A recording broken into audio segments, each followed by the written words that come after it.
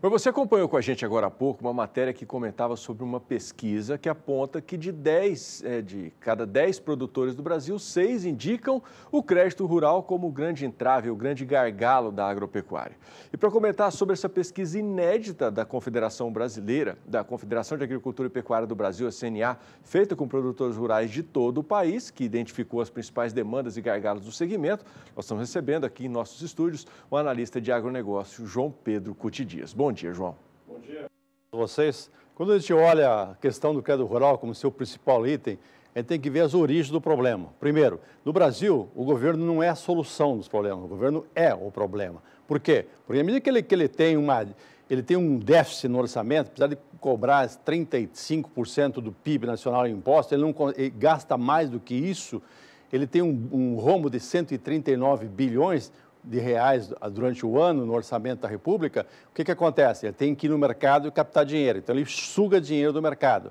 A hora que ele não tem um superávit primário, ou seja, não gera recursos para pagar os juros da dívida interna, que hoje está acima de 3 trilhões e 500 bilhões de reais, ele tem que emitir mais título, então ele suga mais dinheiro do mercado. Então, no mercado brasileiro, o grande tomador da poupança no Brasil, ao invés de ir para setores produtivos, vai para cobrir a ineficiência do Estado, a incompetência do Estado, e o que acontece? Nós estamos pagando, o dinheiro fica muito caro no Brasil.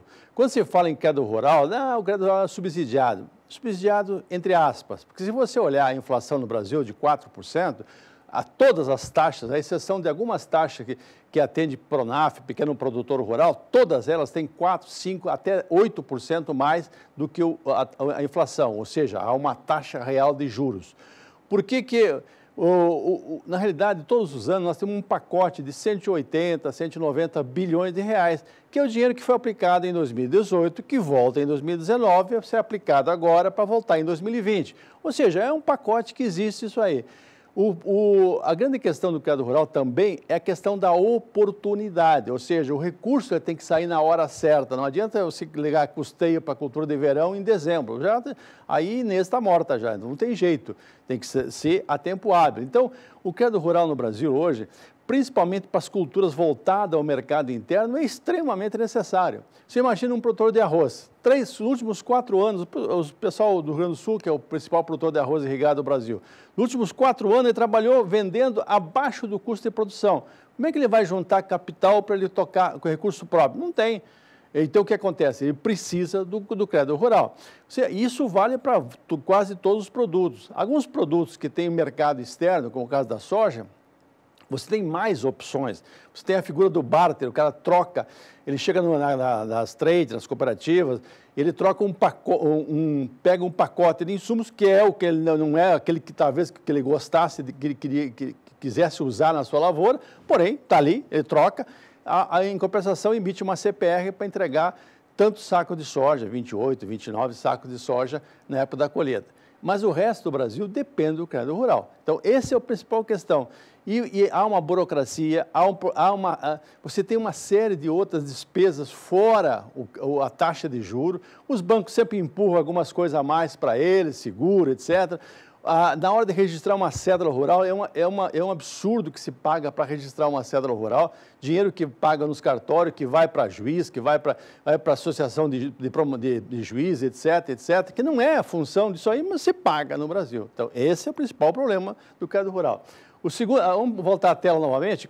A segunda questão, você tem o custo de produção. Hoje no Brasil, à medida que você teve a nossa moeda, ela se desvalorizou, os produtos que são importados, vamos pegar herbicida, inseticida, os princípios ativos de herbicida, inseticida, fungicida, todos eles, o que acontece? Subiram de preço. Por quê? Porque o dólar foi de 2,20 para 3,90, chegou a beirar mais subir dos 4. Ou seja, isso impacta de forma muito séria em cima do custo de produção. Então, isso encarece a produção. Se você pensar hoje o custo de produção de uma soja, é muito mais de R$3.000. Então, isso é uma preocupação para todo o setor. A questão de logística, por que a questão de logística é cada vez mais importante? Primeiro, porque surgiu uma chamada tabela de frete, que até hoje virou um imbróglio, que está na mão do Supremo Tribunal Federal. Ninguém sabe exatamente como é que está sendo o que vai acontecer com essa tabela de frete? Essa tabela de frete, em alguns casos, ela deu um aumento brutal. Em outros casos, inclusive, o frete da tabela é menor que o frete real, porque o frete que no Brasil tem é em função de mercado. Ou seja, se você tem um fluxo muito grande de carga do ponto A para o ponto B, o preço do frete sobe. Se tem um fluxo de carga muito pequeno do ponto B para o ponto A, o preço do frete cai. Só que o Brasil inventou, como todo no Brasil, para resolver problemas, inventa uma jabuticaba. Ou seja, só tem no Brasil isso, vira uma tabela de frete. Isso encarece o frete, atrapalha o processo. O Brasil hoje, ele produz não só para nós brasileiros, mas ele atende 1,5 bilhão de pessoas no mundo que recebem alimentos, não 100%, mas uma parte importante brasileira. O que acontece isso? O preço vale o preço no porto, preço do mercado internacional daquele produto, posto porto, e convertido em reais. Então, quando você vê a logística, pega o milho, por exemplo. Hoje no porto, 38, 37, 38 reais. Se você paga 12, 14 reais para levar, depende da região que está no Brasil, quanto que sobra para o produtor? Então, a logística é outro ponto importante que pesa. Vamos voltar para a tela para seguir a sequência lá. Você tem outras coisas que afetam também com a questão, por exemplo, da insegurança jurídica. O que aconteceu no Brasil com esse negócio do Fundo Rural é um exemplo clássico da chamada insegurança jurídica. Em 2010, o Supremo Tribunal Federal falou que era inconstitucional a cobrança do Fundo Rural. 2016, com outro quadro, com outros juízes, achou que era constitucional e queria cobrar retroativamente. Criou um buraco negro, ninguém sabe o que vai acontecer. Ou seja, quando você vê essa situação, você fica extremamente preocupado. Existe um passivo que você não sabe se você tem ou não tem, e aí, como é que resolve? O ministro que está encarregado de discutir a questão vamos pegar um exemplo do transporte, dos fretes. O ministro que está discutindo a tabela de frete, ele quer fazer reuniões para ver se resolve o problema. A função do Supremo é dizer é constitucional ou não é constitucional. Isso aconteceu na questão do Fundo Rural. Ele falou 5 anos, hoje quase 8 anos atrás, falou que era inconstitucional. Passou 5 anos, falou que era constitucional. Isso cria uma situação extremamente complicada. E aí não dá nem para pensar em outros assuntos, como o caso de questão trabalhista.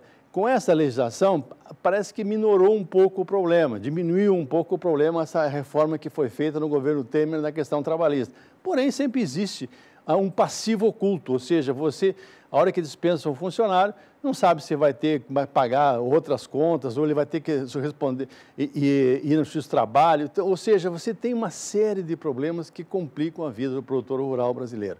Esses são alguns dos itens que estão aí na tela que foram abordados pelos produtores. Mas disparado, então, três coisas são extremamente importantes. Primeiro, a questão do crédito rural. Tem que existir o crédito, tem que ter uma definição, e esse crédito não poderia ser uma discussão de um ano. Por quê? Você, quando assume compromisso, compra uma coletadeira, 1.200.000, 1.100.000, para pagar em 5 anos, você tem que ter pelo menos um horizonte razoavelmente claro do como é que vai ser a oferta de crédito para a lavoura que você se dispõe, que você produz nos próximos 3, 4 anos. Não pode ser cada ano uma discussão, um parto para resolver isso aí. Outra coisa, tem que ter sempre esse recurso na época certa. A não oportunidade gera problemas, com certeza.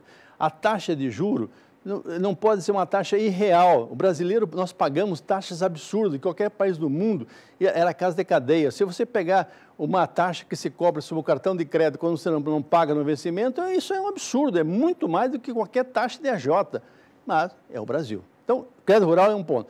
Custo de produção, o que o governo pode fazer? O que nós podemos fazer em termos de custo de produção? Hoje, por exemplo, 30% da soja, que é a principal cultura do Brasil, disparada, longe de qualquer outra, são defensivos. Alguma coisa está errada nesse processo. Por que nós estamos usando tanto defensivo, fungicida, inseticida, nematicida? Alguma coisa está errada. Nós temos que analisar o problema do que está acontecendo no solo para ver se nós não estamos agindo de forma irreal e errada em termos de nutrição, em termos de variedades, etc. Esse é um papel que todos nós, a cadeia, tem que se preocupar. O produtor, a pesquisa, as cooperativas, o governo tem que se preocupar com isso, por quê? Porque 30% em cima do custo de produção pesa, e pesa muito. Logística, nós sempre estamos mostrando casos aqui no canal da importância e da necessidade de as coisas acontecerem. O problema no Brasil, na China, se faz uma ferrovia em 5 anos de 2.000 quilômetros de ferrovia de alta velocidade. Aqui no Brasil, não saem as licenças ambientais em menos de 3, 4 anos. Ou seja, a licença, que é uma coisa básica, demora 3, 4 anos, é uma enrolação para sair o processo.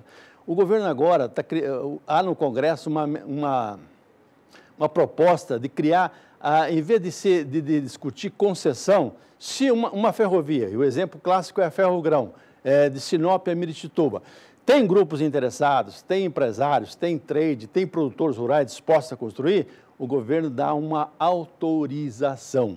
O quê? Em vez de fazer uma burocracia toda em cima de concessão, o grupo tem condições, tem viabilidade financeira, tem capacidade de fazer, faz o projeto, pede as licenças, o governo age de forma razoavelmente a tempo hábil, libera as licenças, ou exige contrapartida, ou exige cuidados especiais em alguns casos, e esse grupo, essa empresa constituída com essa finalidade, constrói, opera e tem o direito de usar vamos pegar um exemplo, essa ferrovia, pode ser para rodovia, para uma série de outras coisas. Então, isso são coisas práticas que nós precisamos, a cadeia do agronegócio precisa discutir. Tem que participar efetivamente e brigar para que as coisas aconteçam. Nós quantos anos estamos falando nessa ferrovia? Faz vários anos. E quantos anos vamos falar mais ainda? Se seguir a burocracia do governo, essa ferrovia não anda com menos de 10 anos, infelizmente. É uma burocracia tão grande. É o exemplo clássico da Norte Sul, que começou a ser construído no governo Sarney, já prenderam o presidente da estatal que estava construindo por desvio de dinheiro, etc. Agora que foi dada a concessão para um ente privado que vai colocar em operação. O Brasil muda, o Brasil se renova, o Brasil se atualiza, ou, infelizmente, o senhor e a senhora que são produtores pagam a conta.